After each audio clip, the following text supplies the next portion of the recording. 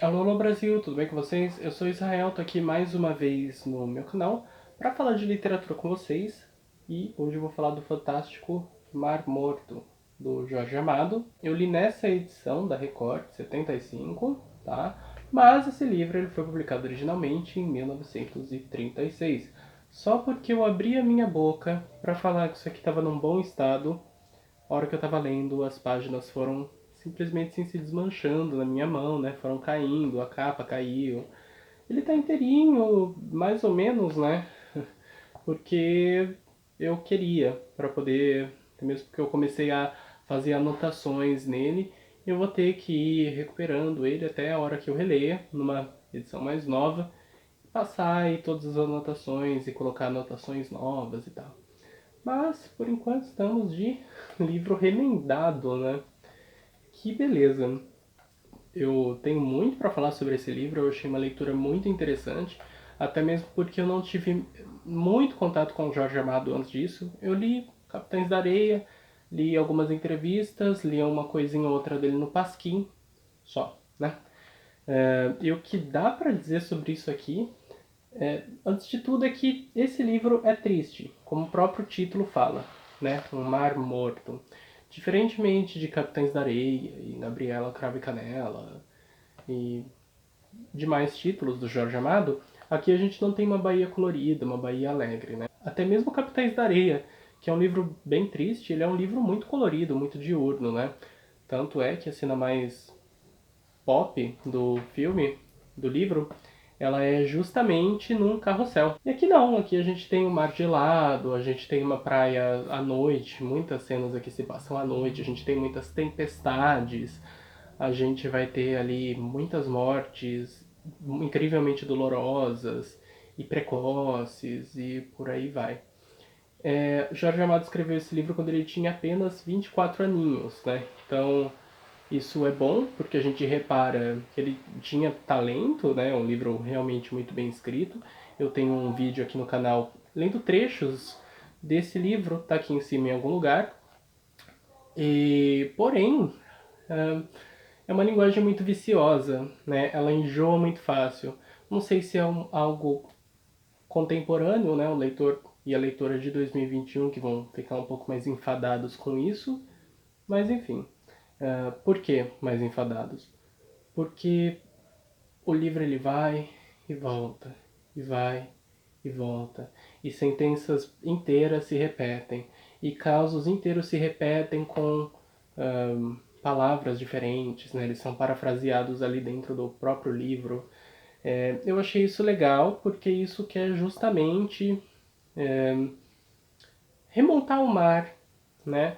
Colocar na própria narração, na própria voz narrativa, o mar, o que seria o mar, que é essa coisa que vai e volta todo o tempo, né? Sem parar. Mas no começo, quando isso acontecia, quando isso aconteceu pela primeira vez, eu fiquei, nossa, eu tenho certeza que ele ficou na dúvida entre onde colocava essa sentença, ele acabou colocando nos dois lugares. Ou ele ficou assim, eu conto esse caos desse jeito ou desse outro jeito, né? E ele acabou colocando as duas, né? Mas não, não, é justamente uma tentativa de remontar o mar. Tanto é que num capítulo muito importante, que é um diálogo entre duas personagens, a gente tem como as ondas que vão e voltam. A gente tem isso na voz da própria narração, bem na metade do livro, que na verdade me tranquilizou, né? Porque antes disso, que eu já tinha sacado, eu tinha imaginado que fosse do mar, eu fiquei, nossa, é, talvez eu esteja viajando na maionese. Mas quando chegou essa frase eu vi que não, eu vi que tem ali um sentido, né? Muito provavelmente. Esse livro, ele é uma novela, né? Ele não é bem um romance, não é um arco narrativo somente. A gente tem histórias que começam, se prolongam, acabam. E começa outra, prolonga, acaba. E por aí vai. Isso é muito interessante aqui, isso é trabalhado de uma maneira cativante, a gente realmente fica esperando aí a próxima história, mas quase todas elas, no geral, têm um final semelhante. Eu não sei se eu achei isso muito legal, né? Porque chegou num ponto do romance que eu já sabia o que ia acontecer. Tudo bem que o que importa não é o que acontece, mas como acontece. Porém, sei lá, você matar isso no meio não é muito legal, né? É, mas ainda assim, um livro muito bem construído. Ele tem, assim, passagens inteirinhas, lindíssimas, né? Tanto que, como eu falei, eu fui anotando ele. Então aqui, ó, como vocês podem ver, eu já deixei aqui algumas partes que eu achei realmente muito bonitas, né? Já deixei elas ressaltadas ali. Um capítulo, esse capítulo é lindíssimo. Irmã dos Cinco Nomes. Ah, e aqui a gente vai ter o desenvolvimento também dessas personagens locais. A gente vai ter meninos, a gente vai ter moças, a gente vai ter crianças, a gente vai ter pessoas que trabalham ali, pessoas que estão ali só por estar, né? A gente tem todo um mapeamento mesmo de quem são as pessoas que estão no cais de Salvador na década de 30. Inclusive, na primeira metade, que tem uma linguagem aí mais poética, que as coisas vão e voltam, a gente tem uma análise mais psicológica dos personagens, né? Uma coisa que vai acontecer muito é pessoas que vão, isso não é spoiler, ok, gente? Já falo no começo do livro. Marinheiros que vão e não voltam, nunca mais. Morrem ou simplesmente desaparecem, ou aparecem depois de 20, 30 anos, né? E sempre que isso acontece se diz, desgraçado é o destino das mulheres dos marinheiros, porque elas ficam esperando e os maridos morrem precocemente, e os filhos, se nascem homens, vão virar marinheiros também, vão sofrer a mesma coisa, e para sustentar elas são obrigadas a prestar serviços sexuais, né, nesse contexto aqui. E isso é inevitável. A atmosfera que é construída no livro, ela é inevitável que isso irá acontecer para todas elas, né? Todas elas que se apaixonam e casam por marinheiros ali. O livro, ele já começa com uma tempestade, começa com uma personagem que é a Lívia.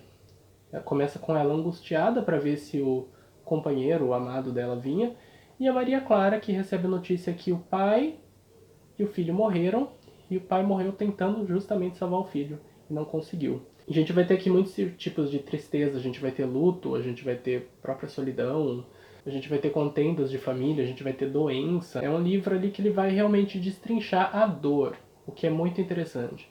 Porque muitos livros, muitos filmes, muitas músicas falam sobre violência, mas pouca arte fala sobre dor, justamente, né? Eu lembro que eu ouvi isso de uma professora minha e isso me marcou muito. Porque de verdade, filmes e livros que falam sobre dor. Livros, eu acho que esse aqui, e algumas poesias soltas. Filmes, o único filme que eu vi que falava realmente apenas sobre dor é O Beijo da Mulher-Aranha. Só, do Babenco. Apenas. Enfim, eu entrei nisso, mas era para falar que a primeira metade ela é mais melancólica, ela é mais triste. Aí na segunda metade a gente já tem uma história um pouco mais econômica, mais materialista, né? Lembrando que o Jorge Amado ele tinha ali afinidade por ideias socialistas, ideias comunistas, e isso é desenvolvido sutilmente na vida do Guma, que é o protagonista, né, desse livro. Ele pura e simplesmente deixa de ter o emprego dele, as coisas para os marinheiros ficam bem mais difíceis, né? E aí eu lembro do Marshall Berman, quando ele fala no tudo que é sólido desmancha no ar, que eu já comentei no meu primeiro vídeo no canal, tá aqui em cima, em algum lugar. É, quando você... Isso é até meio óbvio, mas lá ele destrincha isso com, assim, destreza. Quando você tá no capitalismo e você não é útil para ele, ele vai te atropelar, né? É isso que acontece. E é isso que vai acontecer aqui com ele e outros marinheiros, né? Os marinheiros não são mais úteis porque compensava mais contratar outros, fazer a mesma coisa de outro modo, né? Com máquinas, aqui não deixa específico, deixa especificado como seria isso, mas de outro modo eles passam a ser obsoletos, né? Então eles precisam, ou eles são obrigados a ir para a cidade, ou fazer ali, viver ali no mar de um outro modo que não seja do modo que eles, do ofício, né? Que eles foram treinados para fazer. E ele vai para o contrabando. Então aqui a gente tem uma história mais econômica, ele ganha muito dinheiro, isso é descrito, ele é descrito como isso é feito, quem contratou ele, né, quem eram essas pessoas que contratavam ele, como era o relacionamento, como ficou o relacionamento dele com a família logo depois disso, né, A gente tem essa coisa mais materialista, o que eu achei muito interessante, porque se o livro todo fosse naquela poética, as coisas indo e vindo, eu ia enjoar muito mais do que eu já enjoei, né? Pelo menos eu, como pessoa leitora do século XXI, né? Nesse mundo mais rápido que a gente tem. E aqui a gente tem, isso eu comento no meu vídeo de trechos, uma oralidade que fica pulsando o tempo todo. Esse livro ele procura ser o mais próximo possível da oralidade, né? Seja por meio da narração, seja por meio da canção, e seja por meio do diálogo, né? Da conversa ali corriqueira. Aqui a gente tem muitas gírias, que eu achei demais, né? Gírias da década de 30, a gente consegue entender, não é como Grande Sertão Veredas, que tem ali palavras inventadas mesmo, né? Que procuram recriar a gíria, a linguagem falada, português falado, e que acabam ali fazendo com que a leitura fique mais dificultosa. Aqui não, aqui a leitura é bem fluida, eu achei isso bem legal.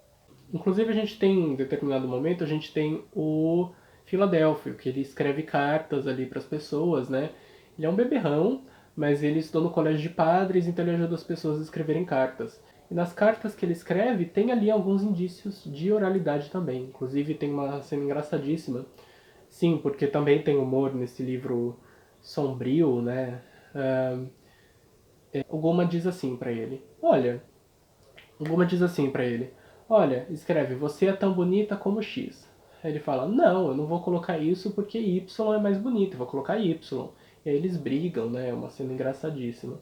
Mas a gente tem ali um, um estudo mesmo na literatura da linguagem falada, da linguagem que essas pessoas usavam, né? O que é bem interessante. Eu, como estudante de letras, achei isso muito bem feito dentro do livro, né? E eu também achei bem interessante a personagem da Dona Dulce, que é a professora ali do cais. Ela aparece bem pouco, na verdade. Ela aparece uns 2 ou 3 capítulos só. Mas ela é muito bem construída, né? E ela que dá a virada de chave no final do livro. Não vou falar como, claro, mas ela que faz todas as tragédias desse livro aqui, porque isso aqui é um livro de tragédias. Ela dá um final ali meio esperançoso, de que um dia as coisas mudarão, né?